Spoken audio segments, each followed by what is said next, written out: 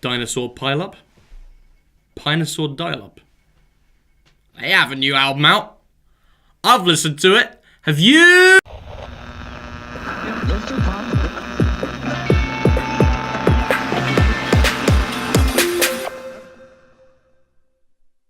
Dinosaur Pile-Up are an English alternative rock band from Leeds, formed in 2007.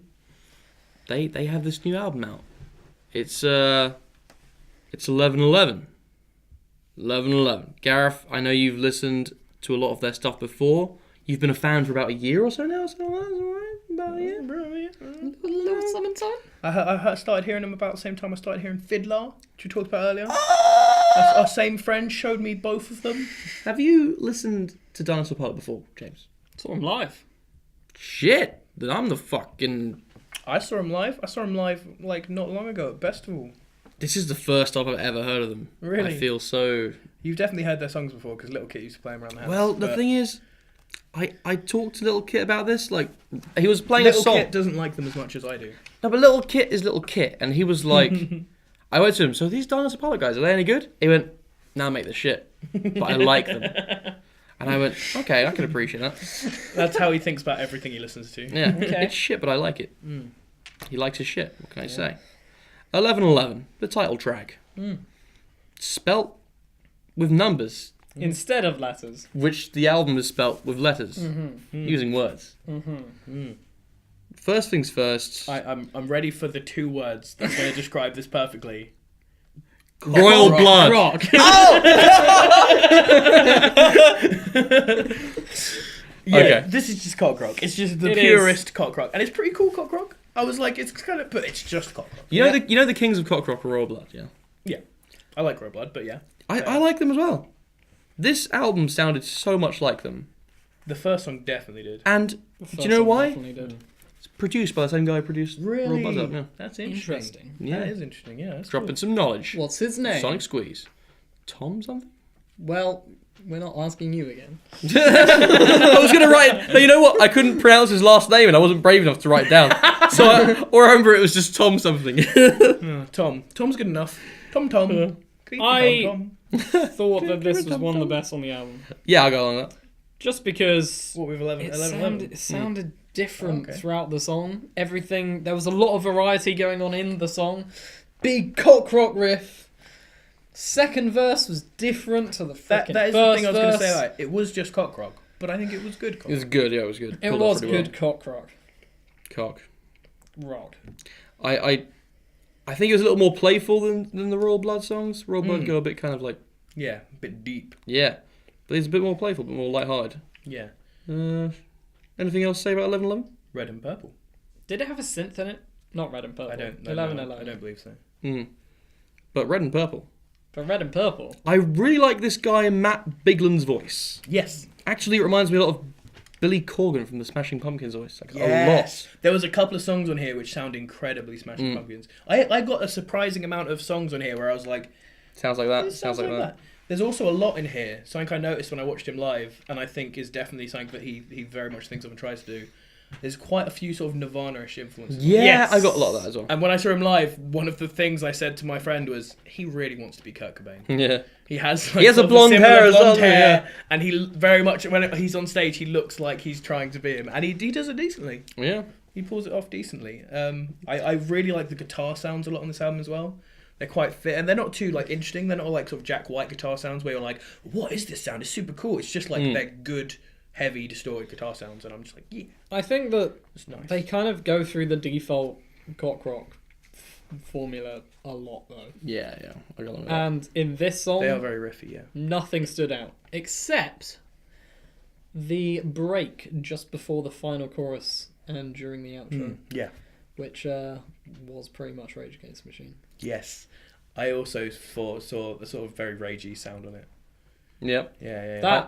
That break was very Rage. There was a couple, and of there were a ragey couple of sounds songs on here which had a very Rage Against the Yeah, Machine. I think the first song had a bit of it at points, had a bit of a sort of ragey sound as well. The weird thing about these guys is that I didn't, for some reason, I didn't expect them to be as heavy as they were. That's funny because that's what James said when we saw him live. He was like, "Oh, I didn't expect him to be this heavy." Like, that's what a lot of people say about it. Yeah. Yeah. Because it's kind of out of that sort of sort of genre of sort of rock styles, the sort of modern sort of punky stuff. Mm. It is the sort of, you get like the Royal Bloods and the Fiddlars and the what's it called, the horse one, Pulled Apart by Horses. The Those horse sort of one. ones, those sort of ones. That's Kit's favourite, so I always need to mention them. But these are definitely the Dinosaur Pile-Up are the most Little poppy. Kit, not this Kit. The most poppy out of that sort of group of sort of punky things. They still have that sort of punky feel, but they do it in a very sort of accessible way. Yeah. I'd love to go and see these guys in like a small club somewhere in a basement in London. That would be great. Yeah. Ideal thing. Or like a decently sized tent at a festival in the Isle of Wight. No, fuck you. Just 'cause you Or went. indeed in a pub in That's- Portsmouth that's- during the festival known as Southsea That's Festival. enough, gentlemen. Grim Valentine? Didn't like it. I liked this one. The vocals annoyed me. Really? A lot. I thought this was one of my They were favourites. so I really moany. liked this. This song had a So nice structure, and I like the Yeah. vocal It melodies. had a very Nirvana structure. I A didn't lot think of the this riff had- was very good. I thought the backing vocals were particularly weak. I thought the backing vocals were a solo bit was off. okay, but not great. I like the tone of the guitar on the solo. It just The felt solo- very monotone. This is what I felt about the solo. It was nothing technically awesome, but it had a great attitude. Mm. It really set up the attitude And of it what the sounded song's great. meant to be about. It sounded awesome, but Sounded it wasn't anything huge. technically impressive. But I think this was very nice. It was one of the first ones I had a Nirvana vibe, where it's very much sort of like the soft and heavy mix sort of going Yeah. on, with the sort of kind of abrupt transitions. I love the chorus in this. I thought it was really nice. Although Yeah. I agree the backing vocals were pretty off point. It had the big The- fat riff, but the big fat riff wasn't really doing for me this. When in the this one. bassist does the backing vocals, I'm not sure he's a very good singer. The problem is the main vocals were too moany, and the backing vocals were too whiny. Hmm. So when you're putting them together, it just makes it sound worse on both counts. Miney. Sorry. Miley sa- huh? You're no friend of mine. No, friend of Friend mine. of Next mine. This song. one, like I mentioned in the 5 Second Summer one, was another one with very sort of fiddlery lyrics. I got this had the Nirvana touch to it. me. He did have the Nirvana Yeah? touch, song Yeah. wise, but lyrics wise, it was very much sort of like. I thought the drug verse was references. pretty good. Yeah, I thought it was the kind of. sort of softer part. That's it. That's all I It was good. thought. I thought it was just kind of sweet and easy listening. This one. It didn't go for that huge big fat riff, which is Which they do a lot. Yeah. yeah. It went for that kind of nice little chord structure. Pretty sweet. Nothing personal. I wrote big loud Yeah. riff. Nothing special. I like the vocally. guitar fuzz. Yeah, I But liked. the, there was quite a bit of sort of radio-ish fuzzy stuff, like on his vocals. There was a bit of that sort of effect too, and I liked that. But I The think variety within the track didn't seem to exist, and the guitar solo didn't really add enough to kind of it was a add pretty, that variety. It was a So, pretty filler track for me. Yeah. Anxiety trip. probably one of my favorites, if not my favorite. on the Really? Really, that's interesting. Yeah. I wrote. Do you know why? Because it reminds me. In fact, this isn't the reason why, but the very start of it, it reminds me of the One Note song by Tenacious D, where it's like, "I told you to do the bending," because it's just like. That's what it is. It just has like a little bit of a bend. I in it. liked the softer, chuggy bits earlier on. I liked that bit you're talking about. I liked soft chugging. that. But I thought the main overall bit of the song, like some of the bits where it got bigger, was pretty generic Dinosaur Pile-Up stuff that I'd heard before. And I was like, I agree Yeah, sorry. with that, but I feel as though this was a lot more varied within the track. Like, the verse was very stripped back, and then it went into the cock rock chorus. Yeah, it had and the that chorus, again, it wasn't great, but it was, like, decent. The vocal sounded particularly Billy Corgan-y in this one. Yeah. If you ask me. And then when they go into the break at the end, they kind of slow the tempo down. Mm. And I thought that... it's decent. nothing was, like, amazing, but... It was different throughout the But song. I feel like they do and- bits of that on a lot of the other songs, and I feel like on a lot of the other songs, I don't think they do. I thought that a lot of the other songs, as I've been saying for the last like 5 songs, they didn't really have much going for them in terms of variety throughout the track, and therefore having all of these features, which may have been in the track in the album up until this point, having it in All one in one song, it actually kind of makes an alright, I just decent thought it was a pretty song. boring song though, but it's not bad. Might as well. Might as well. This song was kick-ass. It was Fucking very love much. this song. You've mentioned this before in another song that we did, "Wall of Sound." When like the heavy guitars sort of drop, it is just like boom, like a whole load of sound. It has the sort of Nirvana. The intro is very Nirvana. I feel like when he's singing in this one, he's very sort of Smashing Pumpkins. I had a bit of maybe Placebo later on. sort of sounding as well in his vocals. A bit of Soundgarden I thought I heard in here. I thought this was a really interesting song. I thought the really chorus liked was one of the best in the album. Chorus fantastic. I think vocally he really shines in this song. I think the vocals are just fantastic. it. This is an awesome. I admire that it went down a different style to all of the other songs. It kind of took a new take on what the sound they were going for. And I liked it. But it didn't more really than grab the my other style. attention. Like, I like the fact that it was doing something different, and that you do need songs on an album which are doing something different, but I don't think as though it was doing that thing differently well. I've noticed they do this thing on quite a lot of their songs where they'll go like really quiet, and they'll just break it down to like a little guitar on the vocals. Very fast, like very sudden changes between them as well. Like it'll be dun, and they have a lot of the sort of like quiet stuff, dun, like both guitar and bass and drums, all dun, quiet bit, dun, like building in something. And I think I quite like. Yeah, these that kind of juxtaposition to make it when it goes big, it goes really big. The backing vocals were a lot better on this one though. A lot better, to the point where I actually liked them. At the end of this song, when that chord rings out, hear the power in that distortion, man. Yeah, that's it's really insane. Cool. It's like crazy. They have some big sound. Crazy good. Gimme It's a real face melter. Something. Gimme Something, I think, was probably the worst song on the album. Yeah. I think it was the most Nirvana song on the album. I thought the riff was amazing in this one. It was. I thought the bass was really fuzzy. I think they didn't have too much interesting in track. They're like, what there was decent. I agree. But I don't. And do you know why I'm going to give this one a pass? Why? Because it was also very short. It was pretty short, yeah. It was under 3 minutes. I think it was like 2.5. They basically just went in, were like, we don't have that much going on, so we're just going to cut it. Yeah, and which that's is good. fine. That's I'm the right way alright to with do that. it. I couldn't I'm help alright with singing along to this one because it was the same. It had the same fucking melody as. Spite all my rage, I'm still just a ran again. And he sings just like him as well. So it's I couldn't not think of it. It was Bad alright. Penny. I don't think it was terrible. One that don't I think it was couldn't help great. singing to was Bad Penny. Did you like I that thought one? it was really This good. was... I found this really boring until Same. they became Rage Against the Machine. Yeah, after yeah. the chorus. Dude, Yeah. I actually had to. I was listening to this song and something happened. And I went, James, you got to come in here. Are you hearing what I'm hearing? And I pressed the play button, and he was like, "Oh my god!" I was like, "Am I right? It's Rage Against the Machine. That's a straight Rage Against the Machine song right there." But the only bits which sound good are the bits where they're basically just ripping off Rage. No, I enjoyed the chorus in this song. I wrote about the chorus in the song. It bumps in the whip. I don't want to know what that means. I agree with you in this one. But Gareth, yeah, good. Yeah, I like what you had to say on that one. Crystalline. I agree with you on that one. Crystalline, I think, was also really cool. I don't like it. I really liked Crystalline. I don't think the vocals particularly, like the vocal melody went with, didn't particularly fit the guitar chords. I didn't read the lyrics or pay that much attention to them. But what was the word crystalline? What did that have to do with anything? Not much, I don't think. It sounded like he read that word somewhere and then just wrote a song which had that word in it. Ooh, Like, Cool word. Crystalline. Do you know, I saw a interview with Tyler, the Creator, recently, and he was being asked about, like, so this song, it's called, like, Cherry Bomb. He's like, what does it have to do with anything? And Tyler would just sit there and go, I like the word. It looks really cool. And then they go, so this song, Death Camp, like, it doesn't really have much to do with dying or camps. And he went, I like the word. It looks really cool. Like, that was his answer for, like, every line. It's like, I just like the words, dude. I Wow. just put them in there. It's good. I like the guitar solo in that song. I thought the solo was okay, but the tone of the guitar was really nice. Yeah. I think liked that, like- the sound of the guitar.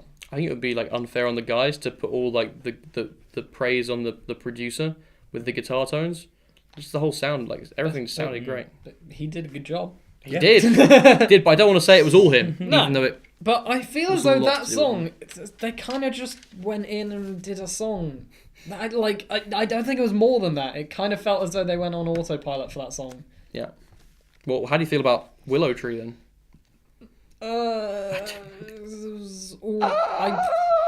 The thing that I hate the most about this is that I realised that at this point they're really not going away from verse, chorus, break, chorus. I thought this song was pretty I good. mean that I hate this song. that really made me think.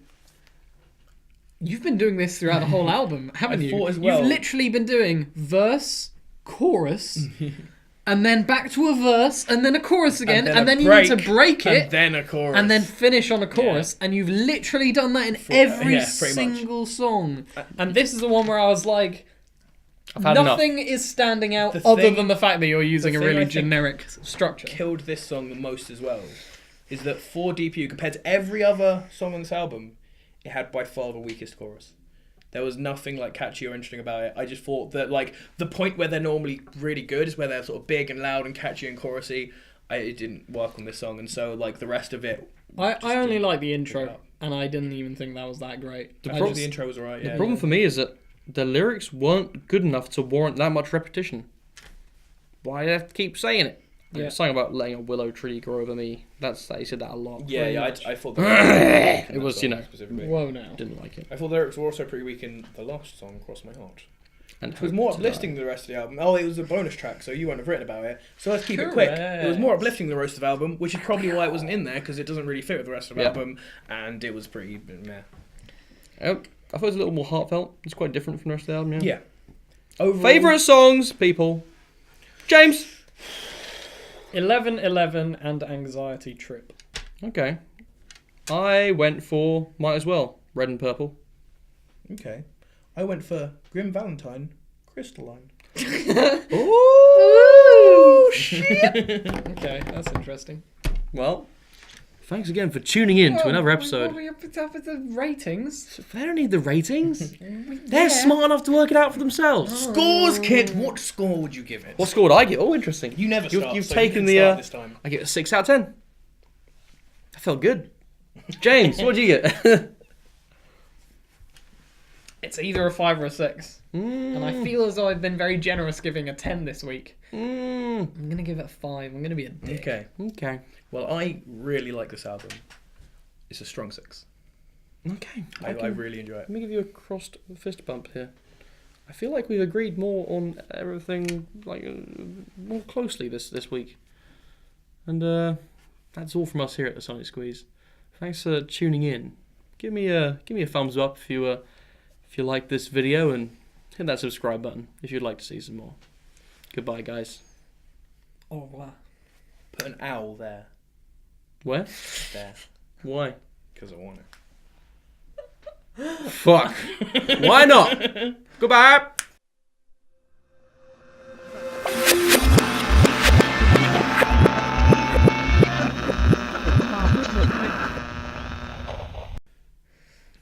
Look at this fucking dude! Look at this fucking... Fuck you! First things first. I'm ready for the 2 words that's going to describe this perfectly. Royal blood. Rock. Yeah, Okay. This is just cock rock. It's just the It purest cock rock, and it's pretty cool cock rock. I was like, it's kind of, but it's just cock rock. You know the kings of cock rock are Royal Blood, yeah? Yeah, I like Royal Blood, but yeah, I like them as well. This album sounded so much like them. the first song definitely did. And do you know why? Definitely did. It's produced by the same guy who produced Royal Blood Up, yeah. That's interesting. 11.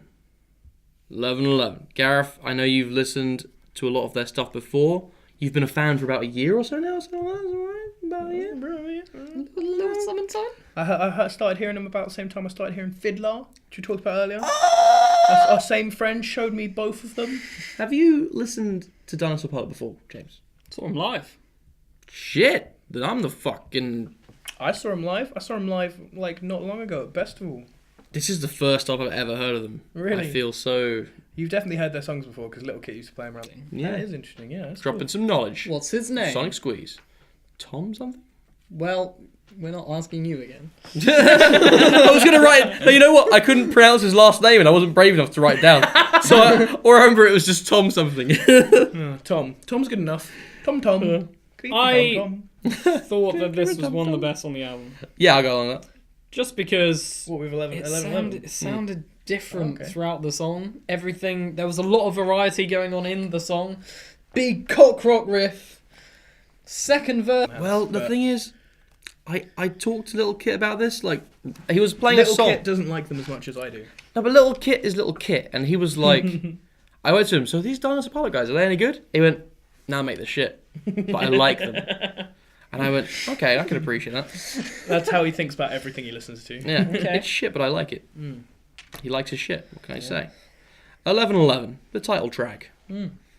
Spelt with numbers, Instead of letters. which the album is spelt with letters, Mm-hmm. using words. Mm-hmm. Dinosaur Pile-Up, Dinosaur Dial-Up. They have a new album out. I've listened to it. Have you?